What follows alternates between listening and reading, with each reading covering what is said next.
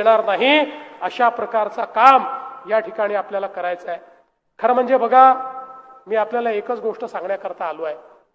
मी आता इतके दिवस झाले या ठिकाणी नगरपालिकेच्या निवडणुकीचा प्रचार करतोय।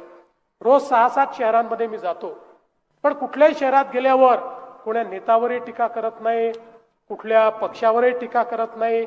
याचं कारण ते करण्याची मला आवश्यकताच नाही आहे। माझ्याकडे विकासाचा कार्यक्रम आहे, तो मी सांगतो, जे केलाय सांगतो, जे करणार आहे ते मी सांगतो। त्यामुळे मला टीका टिप्पणी करून या ठिकाणी मतं मिळवायची आवश्यकता नाही। फक्त एवढंच सांगतो, कोणाच्या मनामध्ये कन्फ्युजन नको म्हणून एकच गोष्ट क्लिअर करून देतो की माझ्या मंत्रिमंडळात आता कुठलीच वॅकन्सी नाही आहे, कुठलीच जागा माझ्याकडे आता नाही आहे। पूर्ण मंत्रिमंडळ आता माझं भरलेलं आहे। त्यामुळे आता मी काही तुम्ही नव्याने मागण्या करू नका। तुमच्यापैकी आता हे जेवढे आमदार बसलेले आहेत, आता तुम्ही सगळे वाट पाहत, तुमच्यापैकी कोणालाही मंत्री मी बनवणार नाही, बाहेरचा तर विषयच नाही।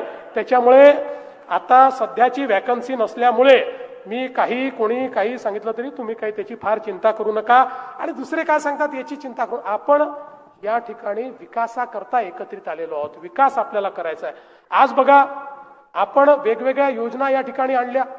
आपल्या प्रधानमंत्र्यांनी आपल्याला सांगितलं प्रत्येक गरीबाला घर द्या, आणि गरीबाला घर द्या म्हणताना प्रधानमंत्र्यांनी त्याची जात पाहिली नाही, त्याचा धर्म पाहिला नाही, त्याचा पंथ पाहिला नाही, त्याची भाषा पाहिली नाही।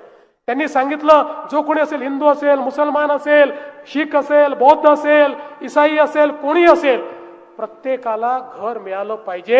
आपल्याला प्रधानमंत्री आवास योजनेतनं मोठ्या प्रमाणात त्यांनी निधी दिला।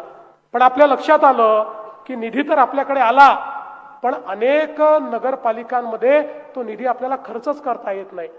मग आता त्याचं कारण काय, तर आपल्या लक्षात आलं की अनेक लोक असे आहेत जे अतिक्रमण करून बसलेले आहेत, आणि जर त्यांना त्या ठिकाणी तो निधी द्यायचा असेल तर त्यांच्या नावाने पट्टा पाहिजे, त्यांच्या नावाने मालकी पाहिजे।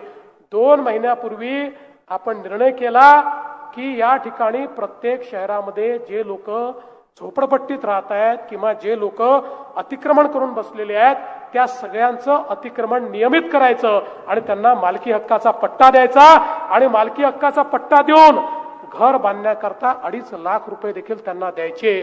बापू, मी तुम्हाला विनंती करतो की या ठिकाणी तुम्ही निवडून आल्यानंतर पहिलं काम हे हातामध्ये घ्या, लोकांचे पट्टे द्या, आणि जो गरीब आहे, जो झोपडपट्टीमध्ये राहतोय, त्याला त्या ठिकाणी प्रधानमंत्री आवास योजनेच्या अंतर्गत हे घर मिळालं पाहिजे, अशा प्रकारचा प्रयत्न आपण करा। खरं म्हणजे आज आपली महायुती जी कामं करते आहेत, वेगवेगळ्या योजना आम्ही आणल्या। आज तुम्ही बघा, आपण लाडकी बहीण सारखी योजना आणली। ज्यावेळी महायुतीला 232 जागा मिळाल्या, काही लोकांनी म्हणणं सुरू केलं आता यांना इतक्या जागा मिळाल्या, आता हे लाडकी बहीण योजना बंद करणार, आता हे लाडकी बहीण योजना सुरू ठेवणार नाही।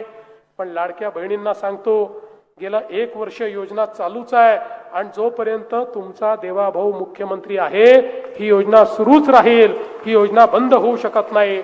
पण त्याच वेळी माझी बापू तुम्हाला विनंती आहे, आता माझ्या लाडक्या बहिणींना केवळ